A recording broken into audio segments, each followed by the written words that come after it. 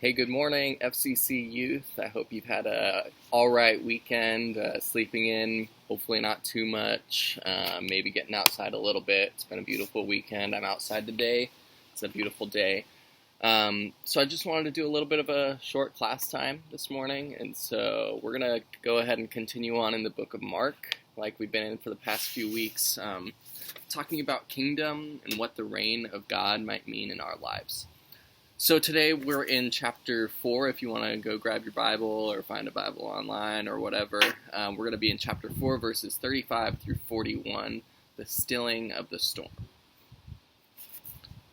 On that day, when evening had come, he said to them, "Let us go across to the other side."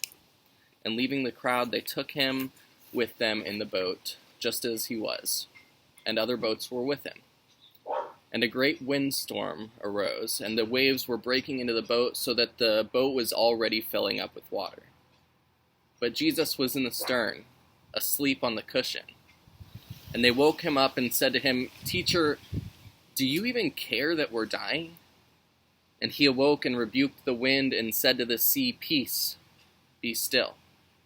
And the wind ceased, and there was a great calm. And he said to them, "Why are you so afraid? Have you still no faith?" And they were filled with great fear and said to one another, "Who is this then, that even the wind and the sea obey him?" Have you ever felt like shouting at God, "Do you even care?" The disciples in the story were fishermen. They were used to the sea. It's likely that they'd come across a few storms in their day, and that they'd probably come across a few more. But even though they were the professionals, they still, out of their fear, woke up Jesus, a carpenter, not a fisherman, and said, "Don't you even care?" For the past few weeks, there's been a whole lot of moments where I've felt like saying, "God, don't you even care?" We've been dealing with this storm, unsure of when it might end or what it might cause. The waves seem to be getting bigger and bigger, and the winds keep pushing us further from safety. And sometimes it just feels like Jesus is asleep on the boat. "God, I'm out of toilet paper. Do you even care?" "God, this is my senior year. Do you even care?" "God, I'm bored out of my mind and my siblings won't leave me alone. Do you even care?" "God, my grandparents are alone right now. Do you even care?" "God, they didn't have pizza rolls at Walmart. I think I'm gonna die. Do you even care?" "God, I'm feeling sick today. Do you even care?" See, it's easy for us to focus our energy on the storm. And maybe sometimes we should. Maybe sometimes the storm is teaching us some kind of lesson. The disciples were focused on the storm because they were fishermen. They knew the limits of their boat. They knew the patterns of the storms. And they let fear take over. Maybe sometimes the storm is just a source of fear and distraction. Maybe we're crying out, "Do you even care?" to a God who's sitting in our homes already with us, holding us in our fears and doubts. And God responds to us, "Why are you so afraid? Have you still no faith?" Here's the thing about faith. It isn't easy. It isn't perfect. It isn't this one-time choice that you make to hope for something better. Faith is difficult. It's messy. And it's a choice that you have to make every second of every day. Fear would tell us that God is asleep, that God isn't listening, or that God isn't even capable of answering us. Fear would convince us that the storm is too big, even for God. So in our fear, we cry out to God, "Do you even care, God?" And we're reminded that the God of the universe sits with us in our fear, but calls us to faith. "God, I know you care. I'm afraid, but you've got this. God, use me to make beauty in times of darkness. God, use me to teach and to tutor. God, use my words to encourage others. God, help me use my gifts to inspire joy. God, grow my relationship with my family. God, help me to use this time to focus on my own mental, physical, and spiritual health.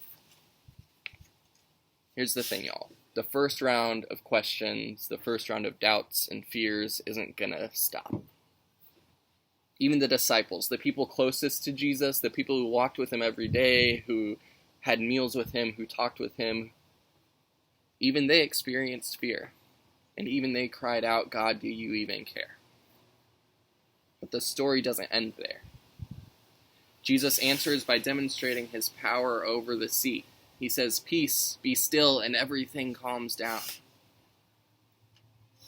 So when we experience fear and when we cry out, may we always continue the conversation to find faith in the midst of our fears, and to find ways of working towards wholeness through the storm. So really quick, before you get off this video, I want you to go find a piece of paper or something to write down on and something to write with. And I want you to write two things down. Okay, the first thing that I want you to write down is your fear. I want you to say it like this. God, I miss my friends. Do you even care? So you go ahead, and I want you to fill in the blanks here. So write, God, one of your fears, do you even care? And then I want you to write down on the same piece of paper a way that we can find faith in the midst of this storm. So write down something, a way that you can ask God to help you be faithful. God, help me to inspire joy.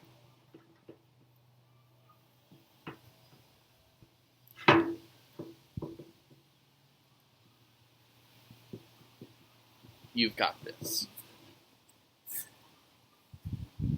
I think sometimes it's really easy for us to separate our fears and our faithfulness, when in reality they're really, really connected. And so today I want you to think about some of those fears because they're valid. Because right now it's scary, right now it's messy, and we're all experiencing something new and different. But I also want you to realize that faithfulness is a part of this process too, and that you have a God that you can have faith in, and a God that is going to sit with you in this storm and come out on the other side of it with you. All right, love y'all. I'll see you Wednesday. Bring your questions Wednesday. I want to hear what you guys wrote down. I think it'd be kind of cool to share that with everybody. All right, peace.